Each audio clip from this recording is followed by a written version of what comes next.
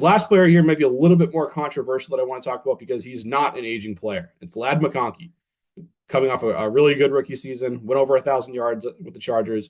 He was the half PPR WR18 on both a points per game basis as well as an overall scoring in that format, and just 24 years old. So that's entering. He'll be 24 entering the 2025 season. So he's got nothing but time on his side. Definitely not an age thing in this case. In fact, this is just a pure example of a player that I'm only selling if the value I'm getting is great. Another guy where I'm not trying to just punt this guy off my team for a market value. I need to do better than that for sure if I'm going to trade a guy like Ladd. And there's plenty of things that you can point to in negotiations with your league mates for the good things that Ladd produced in 2025. I mean, for one, he's Justin Herbert's top target, and right now there's not another guy who can even question that. Going out, if you want to look at the analytics side of things here, he finished as Pro Football Focus's 13th graded wide receiver on the year, and he finished WR 11 in points per game over the season's final 8 weeks. So the last thing people saw him was scoring points in their fantasy teams, and if they tuned into that playoff game, they saw him go nuclear against Houston, kind of the only bright spot for the Chargers in that game. And people in Dynasty and in life in general really tend to really gravitate towards the last thing they saw. The most recent thing that they witnessed is kind of that lasting impression, especially in football where we have a long offseason. So people are going to think pretty highly of Ladd. He's probably going to be a top 15 receiver in most people's books when it comes to Dynasty, and he'll be in my top 15 as well. I think he's a good player. I definitely don't want to trade him, but my concerns here are that, inevitably there's going to be some target competition added to this Chargers offense. I mean, we know that they can't just roll Quentin Johnston out there and just the veteran room of tight ends they had last year. Eventually that's going to be addressed. I think maybe even they go with Colston Loveland or Ty Warren in this upcoming draft, and they address it that way, and they're adding target competition, someone who also could play sort of closer to the line of scrimmage or closer to the offensive line from a snap percentage. We saw Ladd occupy that inside role this year, playing 65% of his snaps in the slot. So they could add a tight end who might eat into some of that volume. There's definitely room for a guy on the perimeter.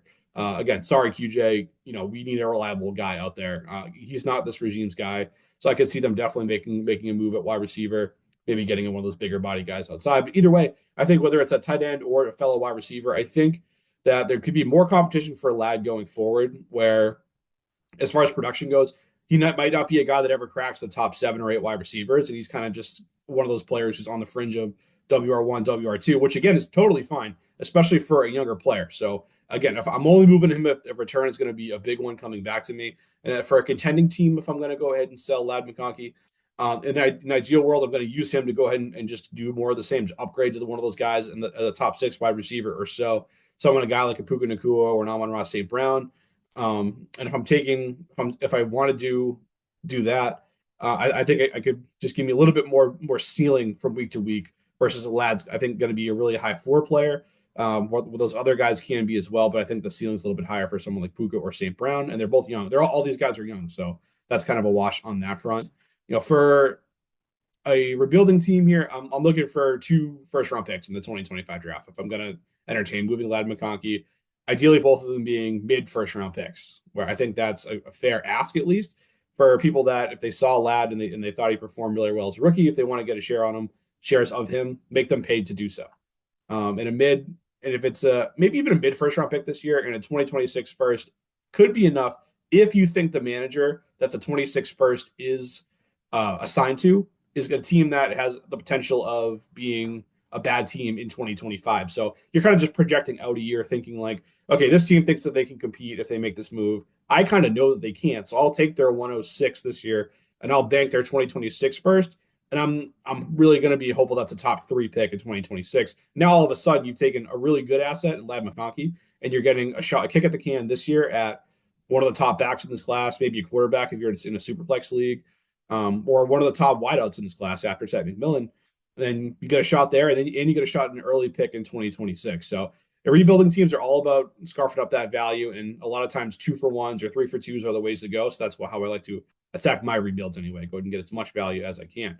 That's what I have for you folks here. A quick hitter here, just some high-profile sell candidates. Again, do not give away any of these players that I mentioned. I like them all, but at some point you gotta make some moves out there if you want to keep your dynasty team current. And sometimes just taking the right value is the way to go in dynasty. You can't go wrong if you do that. But that's what we got, folks. Again, make sure you're hitting the like button, hitting that follow button, and until next time, peace.